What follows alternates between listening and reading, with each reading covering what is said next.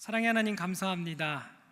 주님의 날 허락하시어 주님의 전에 나와 예배할 수 있는 건강 허락하셔서 감사합니다. 오늘 하루 주님의 말씀을 따라 우리가 살아가기 원합니다. 주님이 주시는 참 평안, 그 평안 안에 거하기 원하오니 우리 가운데 함께하여 주시옵소서. 먼저 우리들의 귀를 열어주시옵소서. 또한 우리들의 눈을 열어주시고 무엇보다 우리들의 마음을 열어주시옵소서. 그리하여서 주님의 말씀을 마음에 새기며 그 말씀 따라 살아가는 저희들이 다 되길 원하오니 이 시간 함께하여 주시옵소서. 예수님의 이름으로 기도드립니다. 아멘. 아멘. 반갑습니다, 여러분. 오늘 말씀 제목은 세상이 줄 수 없는 평안입니다. 평안을 살펴보기 이전에 여러분들 어떠한 두려움이 여러분들 안에 있으십니까? 두려움 있으세요? 있으시죠? 우리 일부 예배 때는요 없습니다 하신 분이 계셨어요. 두려움이 없으시대, 마음의 평안함이 가득하시대요. 물론 두려움 없이 평안한 분들도 있을 수 있습니다. 그렇지만 예수님께서도 십자가 달리시기 전에 겟세마네 동산에서 하나님 앞에 기도할 때에 두려운 마음으로, 떨리는 마음으로 기도하셨습니다. 그렇듯 우리 모두에게는 두려운 마음이 있습니다. 맨 처음 한국 땅을 떠나서 미국에 왔을 때에, 지금 이곳에는 여기서 태어나신 분들도 물론 있을 것 같아요, 청년들 중에는. 그렇지만 대부분이 처음 고국을 떠나서 이곳에 왔을 것입니다. 저 역시 그러했습니다. 7년 전에 혼자서 비행기를 타고 이곳에 왔습니다. 두렵고 떨리는 마음으로 왔습니다. 기대함도 물론 있었지만 두려움이 더 컸습니다. 저보다 먼저 유학한 선배의 조언을 들었어요. 너가 미국 공항에 딱 내리면 너를 처음 맞이하는 사람이 있을 거다. 그 사람이 누구죠? 공항 검색대의 그 폴리스죠. 그래서 너가 그 폴리스 대답 이야기를 할 때 일단은 첫 번째 중요한 게 뭐가 중요할까요? 웃음 지으라는 거예요. 네, 웃으면서 맞이하라는 거예요. 그 다음에 그가 묻는 물음에 yes 하라는 거예요. 그래서 제가 알겠다고. 근데 또 팁을 하나 주자면 그냥 yes 하지 말고 좀 영어 잘하는 것처럼 야 이렇게 하라는 거예요. 그래서 야 이렇게 대답하라는 거예요. 그래서 제가 알겠다고. 그래서 이제 내렸습니다. 공항 검색대에 폴리스를 만났어요. 제 차례가 됐습니다. 기도하고 갔죠. 그 다음에 웃었어요. 생글생글 웃었어요. 그러더니 웃더라고요. 그래서 다행이다, 마음속으로 두려움이 있었지만. 그 다음에 질문을 하는데 제가 yes, 맞다, 야 이렇게 했어요. 하고 있는데 조금 이상해요. 이분이 고개를 갸우뚱갸우뚱 하는 거예요. 그래서 다시 한번 물을게. 너 음식 가진 거 있어? 네 가방 안에 음식 있어? 그랬더니 제가 yes, 야 그런 거예요. 그래서 이거 좀 아닌 것 같은데, 표정이 안 좋아요. 그 다음에 물어보는 게 너 혹시 약 가지고 있냐는 거야. 마약. 그래서 너 약 가지고 있어? 그래서 제가 야 또 그런 거예요. 근데 얼굴이 어두워지면서 좀 이상한 거예요. 그래서 다시 한번 이 친구가 저한테 이런 거야. 너 다시 한번 물어볼게. 그러면서 웃으면서 하는 얘기가 너 약 가지고 있어? 그랬더니 야 그러니까 야 이 사람들 그러는 거여서 너 이거 야 하는 거 아니다. 너 마약 있냐는 거다. 마약 드러그 있냐는 거다. 그래서 제가 거기서 깜짝 놀래가지고 노 없다고 그랬어요. 네, 그렇지만 이분이 내가 영어를 못하는 걸 알고 다음번에는 그렇게 네가 무조건 야 하면 안 된다는 거다, 그걸 알려줬다는 거. 그리고 제가 공항 검색대를 잘 통과하고 지금까지 이렇게 미국에서 하나님의 은혜 가운데 살고 있습니다. 그렇습니다. 우리들은 모두 생소한 두려움이 있어요. 신뢰하지 못하는 것의 두려움, 그리고 불신하는 것에 대한 두려움, 확신하지 못하는 것에 대한 두려움이 있다는 것입니다. 그렇게 하루하루를 살아가고 있다는 거예요. 오늘 말씀에서 제자들, 부활 직후에 제자들을 예수님께서 만나러 오셨습니다. 그 제자들은요 아직까지 두려움에 떨고 있었던 것입니다. 오늘 본문 바로 전에 18절의 말씀을 저희가 한번 같이 보도록 하겠습니다. 18절 말씀에 막달라 마리아가 가서 제자들에게 내가 주를 보았다 하고 또 주께서 자기에게 이렇게 말씀하셨다 이르니라.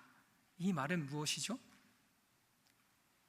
막달라 마리아는요, 예수님을 만나고 온 거예요. 이미 만났어요.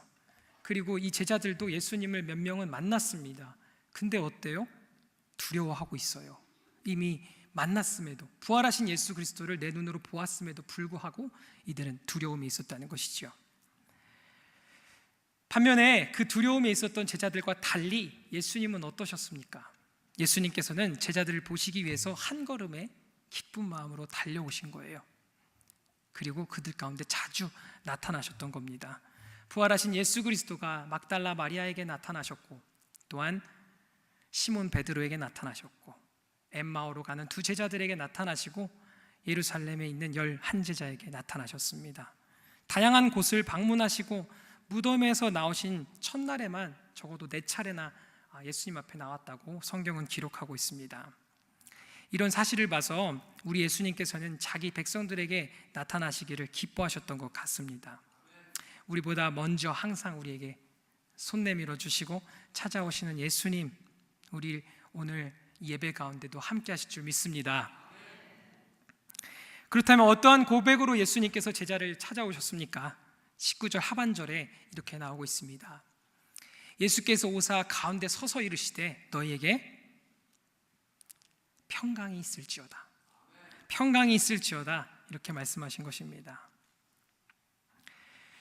저는 이 장면을 한번 생각해 보았습니다. 예수님께서 제자들을 만나는 장면, 예수님께서 공생의 기간 동안 하셨던 모든 일들도 다 그렇습니다. 여러분들 머릿속으로 한번 생각해 보시고요, 내 마음속으로 그 장면을, 그 예수님을 상상해 보시기 바랍니다. 오늘 말씀에서 문을 굳게 닫고 두려움에 떨고 있었던 그 제자들, 그들 가운데는 막달라 마리아가 있었습니다. 무덤 가운데서 예수님을 만난, 부활하신 예수님을 만난 그 막달라 마리아, 그리고 예수님을 3번이나 닭이 울기 전에 3번이나 부인했던 그 베드로, 그 베드로에게 찾아오셔서 내가 나를 사랑하느냐? 내가 나를 사랑하느냐? 내가 나를 사랑하느냐? 3번이나 물으셨던 그 예수님, 그 베드로가 그곳에 있었습니다. 또한 엠마오로 가던 두 제자, 그 두 제자가 걸어가는 동안에 동행하는 이를 만나게 됐습니다. 근데 그들의 눈은 가려지고 그들의 귀는 막히고 마음이 닫혀 있어서 함께 걸어가는 동안에도 함께 가고 있는, 동행하고 있는 분이 예수님인지 알지 못합니다. 하지만 그 대화를 통해서 그들의 마음 가운데 뜨거움이 있었습니다. 예수님을 만난 것이지요. 그 뜨거운 마음, 내가 만난 예수는, 내가 만난 그 부활하신 예수는 이랬습니다 라고 서로 두려웠고 떨리는 마음으로 고백하고 있었을 거라 생각합니다. 그 가운데 예수님이 찾아오신 겁니다. 너희에게 평강이 있을지어다, 이렇게 예수님께서 말씀하신 것입니다. 20절 말씀에 예수님께서 어떻게 제자들에게 먼저 다가가셨냐면요, 먼저 손과 옆구리를 보이셨다 합니다. 고난의 흔적, 못자국 난 손, 창에 찔린 옆구리를 제자들에게 부끄러움 없이 보여주셨던 것입니다. 그런 예수님께서는 우리 가운데 자신의 상처를, 자신의 고난의 흔적을 보여주시는 것입니다. 나도 너희들과 같다. 나도 너희들과 같이 상처 있는 사람이다. 그렇게 보이시면서 예수님께서 그들에게 다가가신 것이지요. 그를 본 제자들 어땠습니까? 기뻐하였습니다. 예수님을 만나고 인격적으로 만나고 기뻐했던 것입니다. 평안을 되찾았던 것입니다. 자신의 아픔, 그 고난의 흔적을 제자들에게 보이시면서 다가가셨던 그 예수님을 제자들은 보고 만나고 기뻐했던 것입니다. 평안을 되찾았던 것입니다. 여기까지의 스토리의 진행은 무난합니다. 그렇지만 오늘 본문 하반절에 21절 말씀에 예수께서 또 이르시되 너희에게 평강이 있을지어다 라고 말씀하십니다. 살펴볼까요? 19절에서도 평강이 있을지어다 라고 말씀하셨어요. 근데 21절에 너희에게 또 재차 말씀하십니다. 평강이 있을지어다. 이 두 말씀을 깊이 묵상해 본다면 이 두 가지의 평강은 다른 평강임을 알 수 있습니다. 19절의 평강은요, 두려움 가운데 떨고 있었던 제자들에게 주시는 하나님의 평강, 내가 너와 함께 있어, 내가 너와 항상 함께 있어 말씀하시는 그 위로를 주시는 그 하나님, 그 하나님의 평강인 것입니다. 하지만 21절의 평강의 내용은 다릅니다. 하반절을 살펴보시면 아버지께서 나를 보내신 것과 같이 나도 너희를 보내노라 이렇게 말씀하십니다. 이 평강은요, 우리에게 주신 사명에 대한 평강입니다. 각자 우리에게 받은 사명이 있다는 거예요. 그래서 예수님께서 그 평강을 말씀하시는 겁니다. 사명을 감당하는 자에게 주시는 평강, 세상이 줄 수 없는 평강, 그 평강을 여러분께, 저에게 주신다는 것입니다. 오늘 말씀을 살펴보면서 어떤 분은 이렇게 얘기했습니다. 예수 그리스도를 믿는 사람들에게는, 신앙인에게는 세 단계의 신앙의 단계가 있다고 합니다. 첫 번째 단계는요, 바로 제가 앞서 계속 이야기했던 두려움의 단계입니다. 두려움. 세상이 무서워서 떨고 있는 제자들, 부활하신 예수님을 만났음에도 불구하고 유대인들이 자신들을 해할까, 혹시 제자라는 사실 때문에 나를 십자가에 달리게 하진 않을까, 그런 두려움으로 살아가고 있던 그 제자들의 모습, 그 두려움인 것입니다.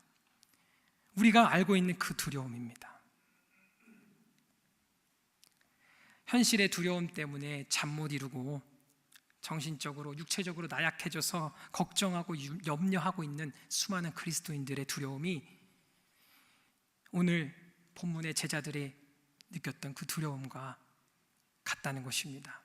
그것은 우리가 가지고 있는 단계의, 신앙의 단계에서 낮은 단계의 두려움인 것입니다. 존 파이퍼 목사는 부활을 믿는 것은 부활의 목적인 생명, 예수 그리스도께서 오신 생명, 그리고 소망, 그리고 모든 약속, 하나님께서 하신 약속들을 신뢰하는 것이라고 말했습니다. 반대로 현실의 두려움과 탐욕과 이와 같은 것들은요, 죄의 열매이자 부활의 능력, 십자가의 능력을 믿지 않는 사탄이 주는 마음이라고 이야기하였습니다.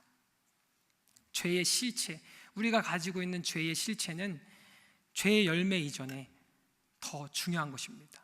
그것은요, 우리가 우리 마음속에 하나님을 두기를 싫어하는 것입니다. 그것이 우리가 가지고 있는 죄의 실체인 것입니다.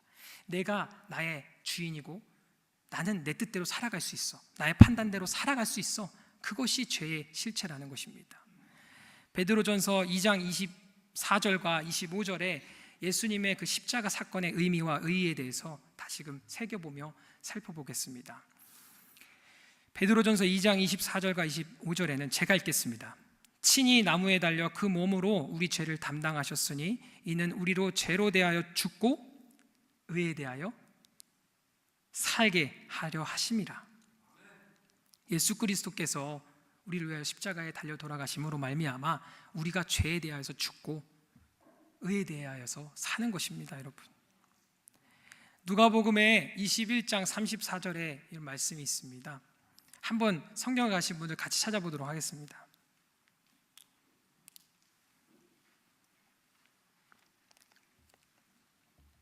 함께 읽어보도록 하겠습니다. 너희는 스스로 조심하라. 그렇지 않으면 방탕함과 술 취함과 생활의 염려로 마음이 둔하여지고 뜻밖의 그날이 덫과 같이 너희에게 임하리라. 무섭습니다. 이 말씀 무섭지요. 어떠한 부분에서 여러분 마음속에 찔림이 있으십니까?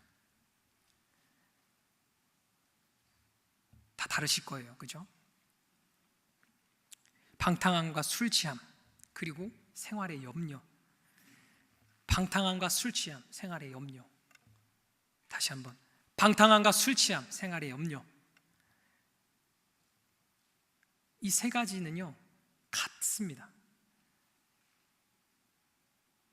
날마다 근심하며 살아가는 것, 부활의 주님을 믿는다고 고백하면서 날마다 생활의 염려로 근심하고 살아가는 것은요 방탕함과 근심함과 같다라는 것입니다. 방탕함과 술 취함과 같다는 것입니다.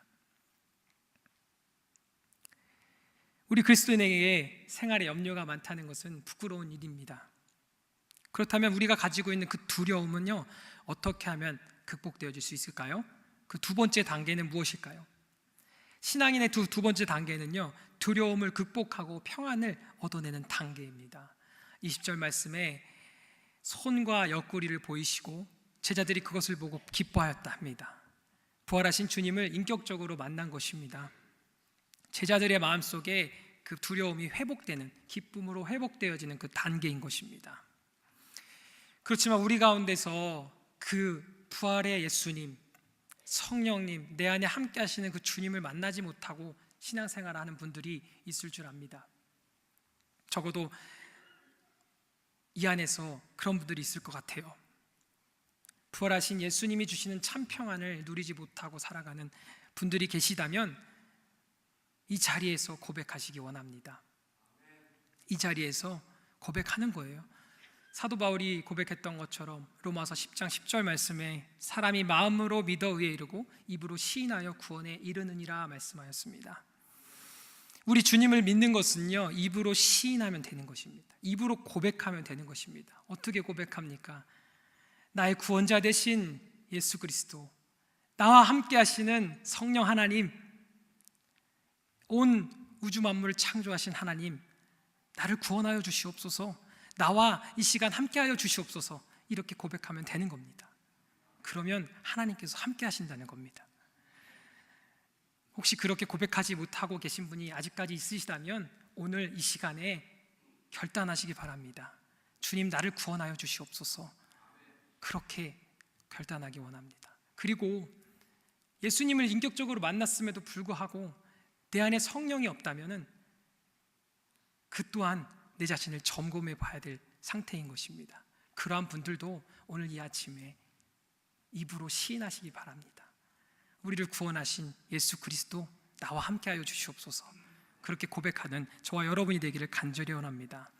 그렇게 고백할 때 예수님께서 함께 하신다는 거예요. 풍랑 가운데 배가 흔들리고 있을 때에 제자들에게 나타나셔서 두려워 말라, 나니 두려워 말라, 안심하라 말씀하시는 그 예수님이 여러분들과 함께 할 줄 믿습니다. 아들아, 딸아, 안심하라, 두려워하지 말라, 내가 너와 함께 함이니라, 나의 의로운 오른손으로 너를 붙들겠다 말씀하시는 주님의 은혜가, 사랑이 여러분들과 저 가운데 함께 하기를 믿습니다. 2000년 전에, 3000년 전에 쓰여진 말씀이라 해서 그냥 종이 쪼가리로 치부하고 성경을 보지 않는다면 그 안에는 능력이 없습니다. 여러분들, 이 말씀이 나에게 쓰여지신, 하나님께서 나에게 주신 말씀이라고 믿을 때 그 말씀에는 능력이 나타난 줄 믿습니다.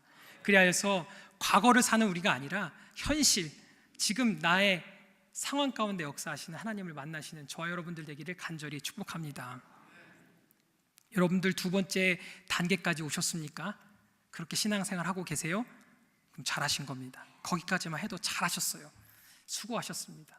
옆에 분들하고 악수하시면서 수고하셨습니다, 잘하셨습니다 한번 얘기할게요.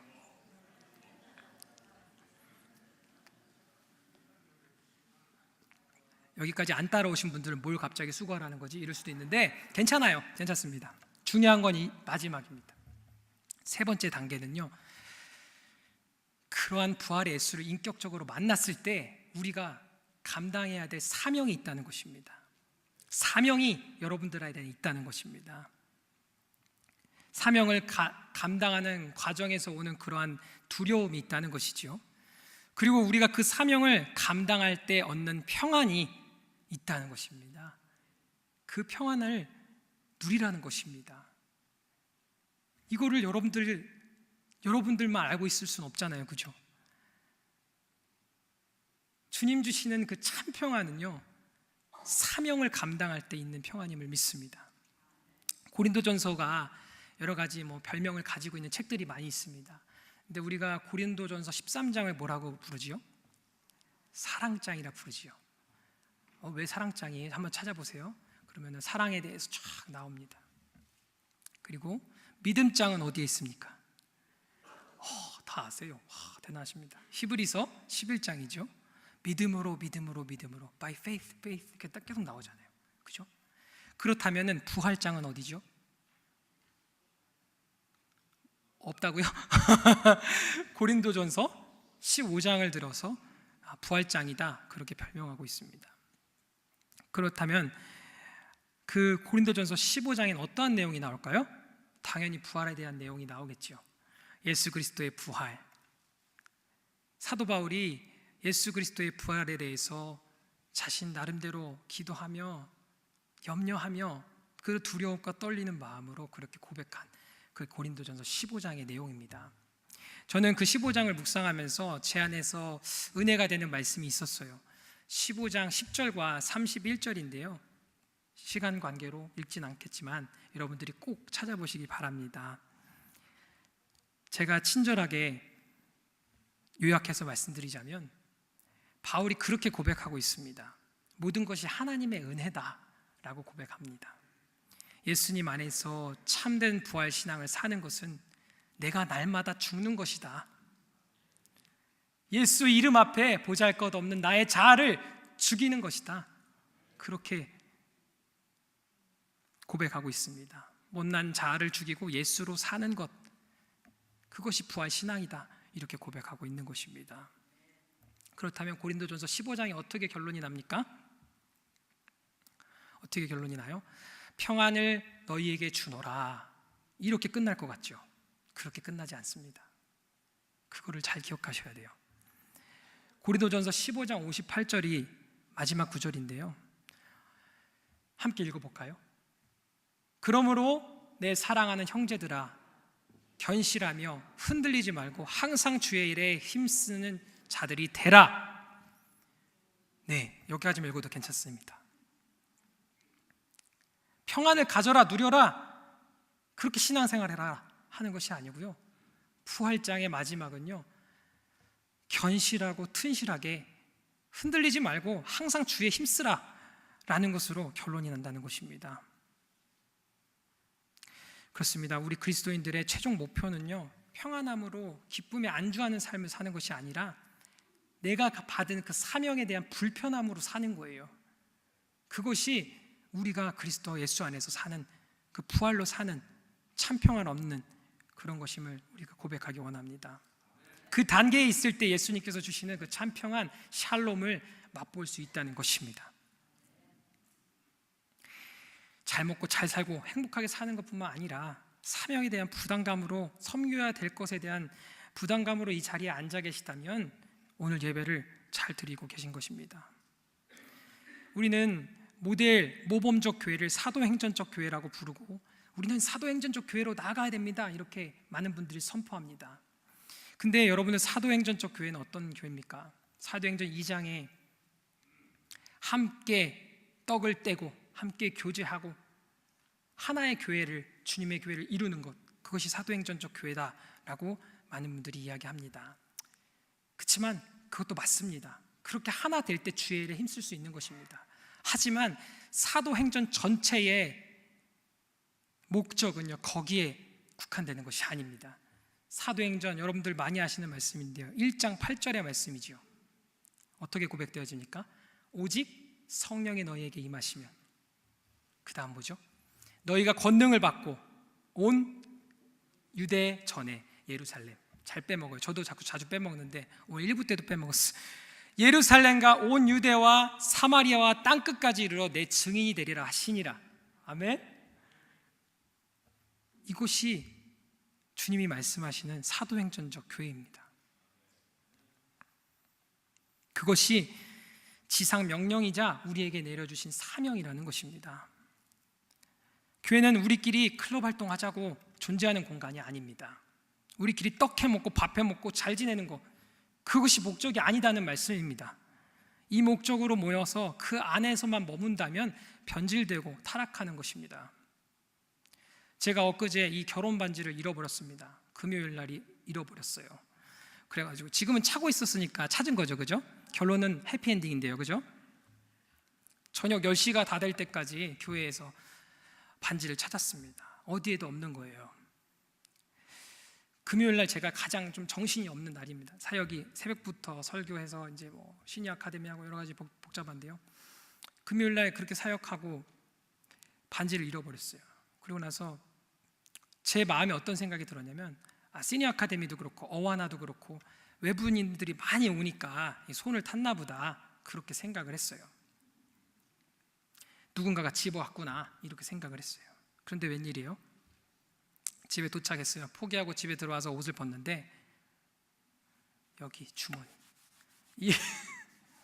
제가 손을 씻을 때 이걸 빼서 여기 주머니, 셔츠 안에 주머니, 조그마한 주머니 있잖아요, 거기 넣어놓고 그걸 안 거예요. 그래서 집에 가서 아는 거예요. 그래서 어떤 깨달음이 저한테 있었냐면, 하루 종일 남탓만 했던 내 자신을 발견했습니다. 하루 종일 남탓만 했어요. 어떤 할아버지가 집어갔나 보다, 이렇게 생각하고, 좋은 것도 아닌데 별로 막 이렇게 남탓만 하고 있었다는 거예요. 우리 교회는 안 그래. 내가 다녔던 어떤 교회, 내가 전에 다녔던 어떤 교회는 그래. 완전 클럽이야. 자기들끼리 붙이고 장구치고 다 해. 네, 감사합니다. 웃어주셔서. 웃긴 부분이 아니었는데. 남 핑계대고 남 탓하고 다른 교회 탓하기 전에요, 우리를 돌아보자는 거예요. 나 자신을 돌아보자는 거예요. 마태복음 7장 4절에 어찌하여 형제의 눈 속에 티는 보고 내 눈에 있는 들보는 깨닫지 못하느냐, 예수님께서 말씀하십니다. 내 눈에 있는 커다란 들보부터 보자는 말씀입니다. 돌려 말할 거 없습니다. 우리 교회가 그렇다는 겁니다. 우리 교회가 그럴 수 있다는 것입니다. 예수님께서, 부활하신 예수님께서 원하시는 교회는요, 원하시는 나의 모습은요, 하하호호 즐겁게 신앙생활하고 그 단계에서 멈추길 원하시지 않으신다는 것입니다. 낮은 단계에서 오는 불안함, 두려움,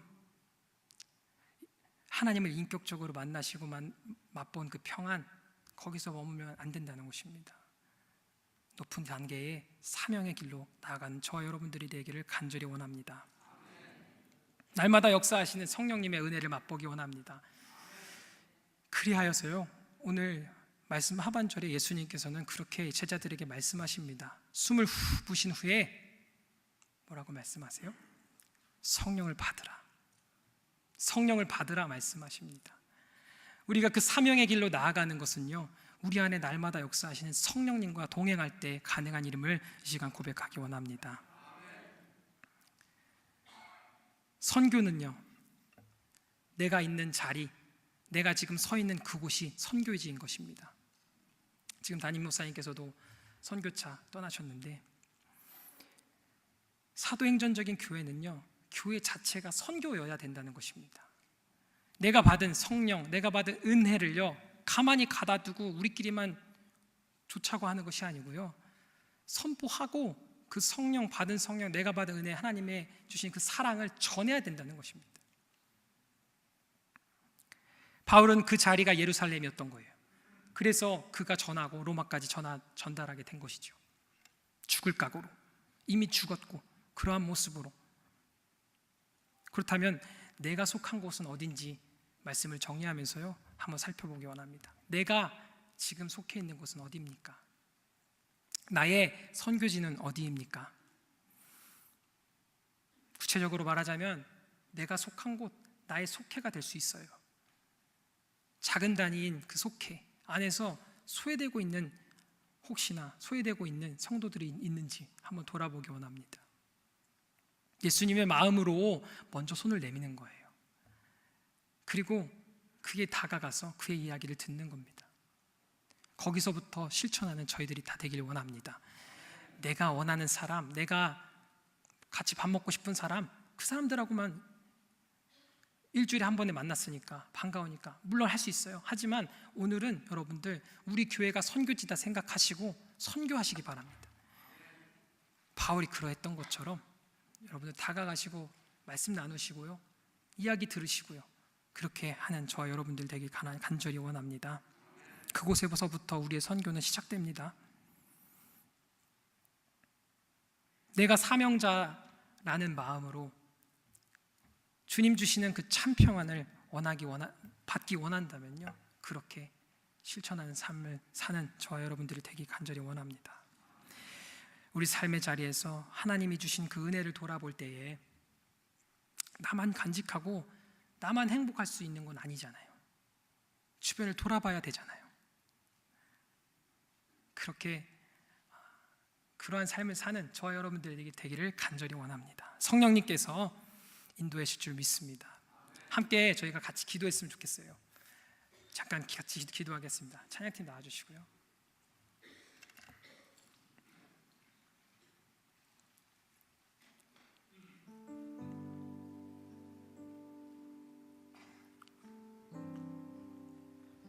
먼저는 우리 안에 있는 두려움을 주님 앞에 내려놓기 원합니다. 내가 예수님을 만났고 내 안에 성령님이 있다라고 믿는데 하나님 왜 이렇게 두려운지 모르겠어요. 세상 가운데 살 때 내 안에 있는 두려움을 제하여 주시옵소서. 주님이 주시는 참 평안을 느끼기 원합니다. 그 평안 안에 살기 원합니다. 그리고 주님 주시는 그 평안, 그 사랑을 내가 전하는 전달자의 사명을 갖고 살아가기 원합니다. 그리하여서 그렇게 살아갈 때에 정말 세상이 줄 수 없는 참 평안, 그 평안 안에 거하기 원한다고, 그러한 마음으로 우리 함께 합심하여서 1분간만 같이 기도하도록 하겠습니다. 기도하시겠습니다. 사랑해 주님 감사합니다. 그렇습니다. 말씀 가운데 거하시는 성령 하나님이 오늘 이 자리에 나의 마음속에 거하시는 줄 믿습니다. 하나님, 우리가 우리들의 삶 속에서 나약하고 넘어지고 무너질 때가 너무나 많습니다. 내 안에 있는 그 두려움, 인간적 두려움, 세상적 두려움, 염려하는 그러한 마음들을 내려놓기 원합니다. 내 안에 하나님을 모시고 하나님으로 인하여서 주님, 내가 나아갑니다. 주님, 내가 세상 가운데 나아갑니다. 나의 두려움을 없애주시고 주님이 주시는 평안함으로 살아가기 원하오니 우리의 자리에 함께하여 주시옵소서. 또한 주님 주신 사명 감당하는 사명자의 삶을 살기 원합니다. 나만 평안하고 나만 좋고 그런 모습으로 살아가는, 거기에 머무는 우리들이 되기 원치 않습니다. 주님, 사명자의 삶을 살아가기 원하오니 우리들 가운데 역사하여 주시옵소서. 우리들 가운데 함께하여 주시옵소서. 주님, 회개하는 심령들 그 가운데 주님께서 함께하시고 역사하여 주시옵소서.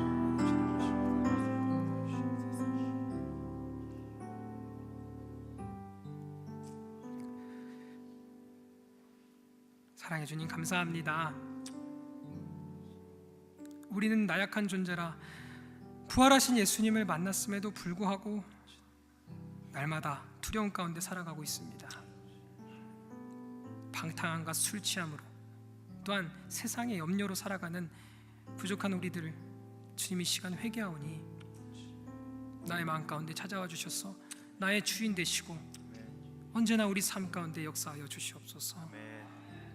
오직 성령이 너희에게 임하시면 너희가 권능을 받고 예루살렘과 온 유대와 사마리아 땅끝까지 이르러 증인이 된다 하셨습니다. 이 고백이 우리들의 고백이 되기 원합니다. 우리가 만나는 성령 하나님 가운데 내가 만난 그 성령 하나님이, 하나님이 주시는 그 사랑이 너무나 뜨겁고 너무나 귀한 사랑이어서 그 자체를 내 주변의 사람들에게, 내가 만나는 모든 사람들에게, 직장에서, 가정에서, 세상 가운데서 그렇게 전하는 그런 사명자의 삶을 살기 원합니다. 그때 오는 평안, 하나님께서 주시는 그 참 평안을 누리고 잘했다, 충성된 종아, 말씀하시는 주님의 음성에 아멘으로 감사함으로 고백하는 저희들이 다 되기 원합니다. 아멘. 주님 감사합니다. 예수님의 이름으로 기도드립니다.